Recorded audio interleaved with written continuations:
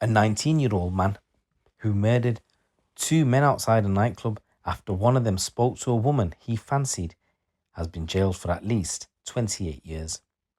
The double murderer, Rashawn Douglas, fatally stabbed 21-year-old Joshua Clark and Haider Shah outside Maggie's nightclub on the 1st of October last year. A third man was also stabbed but survived. During a 2-week trial, Bradford Crown Court heard Douglas had spoken to Mr. Shah earlier in the night inside the club and became angry after seeing him speak to the girl he fancied. He went over to the girl and says, "What are you doing?" chatting to him, and tried to pull Mr. Shah off the girl. After it all kicked off inside the club, it was said that Haider walked the woman who described Douglas as angry to a taxi, and Haider himself returned back to the club, but he was being watched by Douglas, his co-accused Yasin Iqbal, and another friend. An eyewitness stated that they'd seen the young men before and during the murder inside the club and outside the club, with one woman saying she heard bickering and they were all arguing together about this woman. And then the Douglas guy who just came over, he started a problem. He said, "I don't know what over, but it was just an argument. They kept on mentioning a girl, and a minute later, he was stabbing them." Another woman had said she saw 3 men throwing punches and they all got stabbed and the man ran. She said he wasn't backing off, saying, "I'm not leaving this fight." It was like, which one is going to get hurt first? Jailing him for life. The judge, Jonathan Rose, told Douglas the greatest harm is not only to the victims but their families and the perpetrators and those who care for them. Knife crime has a ripple effect where the consequences ripple out to others. He also mentioned in court in his summary that Douglas was already serving a suspended sentence for carrying a knife, but went into the nightclub with a lock knife hidden in his shoe. The judge also went on to say, "As I've said previously, became jealous after seeing Mr. Shah talking to the girl, and the girl later told police that Douglas asked her, 'Why you sat there in front of me doing this? Why are you taking the piss out of me?'" Douglas pushed Mr. Shah's arm from her shoulder and put his own arm around her. Douglas was said to have asked Mr. Shah his name and where he was from and how he knew the girl that he fancied. There was CCTV footage which showed Douglas pulling a knife from his pocket and stabbing the 3 men before running away. Douglas had told the jury he feared for his life and he lashed out in self-defense. He admitted possession of a knife, but he denied murder. However, the jury took just under 8 hours to convict him. He was acquitted of the attempted murder of the other man, but guilty of wounding with intent to cause GBH. It was said that the other man had actually tried to punch Douglas first before Douglas attacked him. His co-accused, Yasin Iqbal, was sentenced to 12 months in a young offender institution.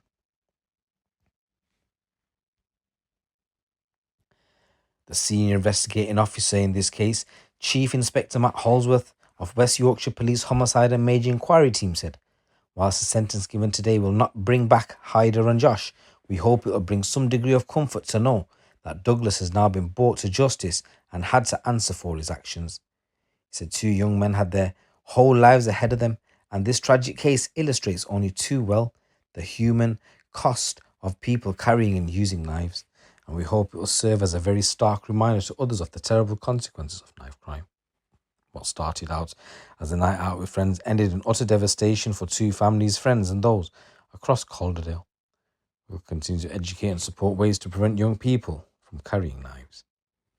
In a statement, Haider's family described the impact of losing him, and his mother said, "No words can ever describe the way I'm feeling about the loss of my son.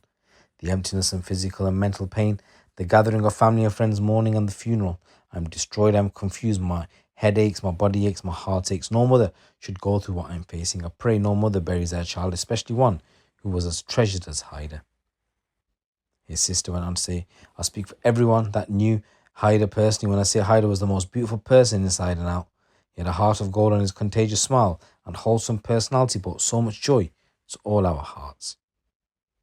His brother said, "Witnessing someone take their last breath with whom you share the same blood with, grew up with, and shared happy memories with, affects you more than that people understand. All I want to do is be able to see him, hug him, apologize for every argument we ever had and for every time I've done him wrong, but I will never ever get that opportunity because it was taken away from me." He said, "From someone who doesn't deserve to be named to be so cowardly to use a knife, then try to justify it and then cover it up and believe he is blameless just doesn't resonate with me. I look at the pain in my mother's eyes. I see the impact Haider's death has had on her, my sister, my brothers, and the rest of my family. Joshua's mother described the profound effect of losing him, and in her words, she said, Josh has been a constant in my life since I gave birth to him at the age of 17, and I cannot remember what life was like before him. Josh is my only child, and I thought that not having any of the children wouldn't affect my life, as Josh was all I ever needed. He made me whole, gave me a purpose, and he was everything and more that I could ever wish for in a son. Josh gave me the proud title of mum, something I will never hear him say again. I will never again receive another Mother's Day card, a thoughtful birthday gift, or just a cuddle on the sofa from my loving son. Josh was not just my son, he was also my best friend. We would laugh and joke together. With his quick-witted and clever sense of humour, life was so much fun with Josh in it. Now my life just feels so empty and dark. My new normal is trying to navigate my way through life without Josh in it now, and it has been cruelly and needlessly ripped away from him by the actions of a brutal killer. The cruel actions of one individual just didn't take away my beloved son, but also shattered my sense of self. I have lost my identity as a mother. So on behalf of all the victims' families, we would like to offer our sincere thanks to the Good Samaritans bystanders who offered assistance to our boys at the murder scene, and to the paramedics and surgical teams who tried their best to save Josh and Haider's lives. Also, the West Yorkshire Police, who conducted a tireless investigation and who, with the Crown Prosecution Service, put together such a compelling case. So, Rashawn Douglas was today sentenced to life with a minimum term of 28 years. I just want to say rest in peace to both of the victims, Joshua Clark and Haider Shah, and my condolences go out to your family. And guys, in this next news story, a man has received a life sentence after killing a man in a Weston-super-Mare flat.